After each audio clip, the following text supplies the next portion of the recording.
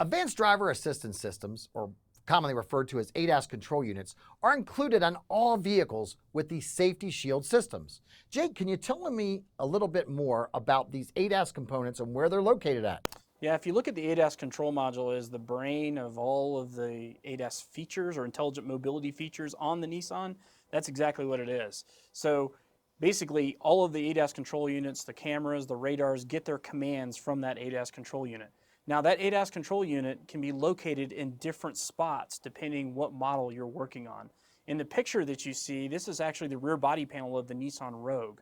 So we do lots of rear body panels in the collision repair space, and so if you've got a hard impact that wipes out this rear body panel or even jolts it, you may be looking at a replacement and thus all of the ADAS calibrations being performed.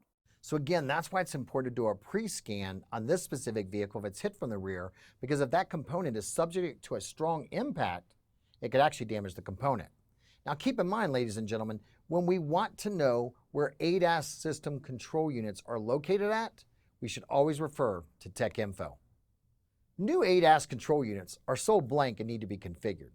Jake, can Aztec actually reconfigure an ADAS control unit if needed? Yes, we can. So there's a write and configuration process that we follow with console. It also requires the security card that's inserted into console. So it looks like a little card reader.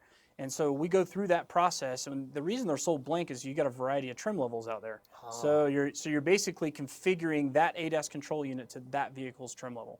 So we need to understand that any time that we need to subject the rear body panel to an impact, like we're going to repair it, pull it on a frame machine or hammer and dolly or even sand it with a sander, we need to be R&Ing, removing and installing that ADAS control unit. We also need to make sure that anytime we're going to refinish in the area or the vicinity of where that ADAS control unit is located, we must also remove it. And remember, Nissan does not want us to ever weld within 12 inches of any electrical component, not just ADAS components. Now, Jake, I don't even know what to say about this chart.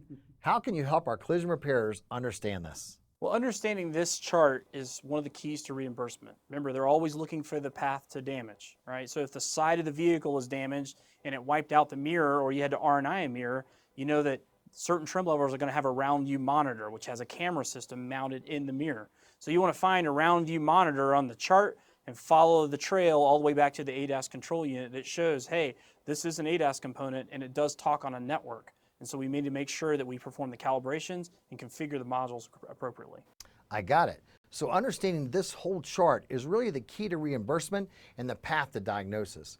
If you're not sure how to interpret this chart or how to read it, I encourage you to speak with your instructor.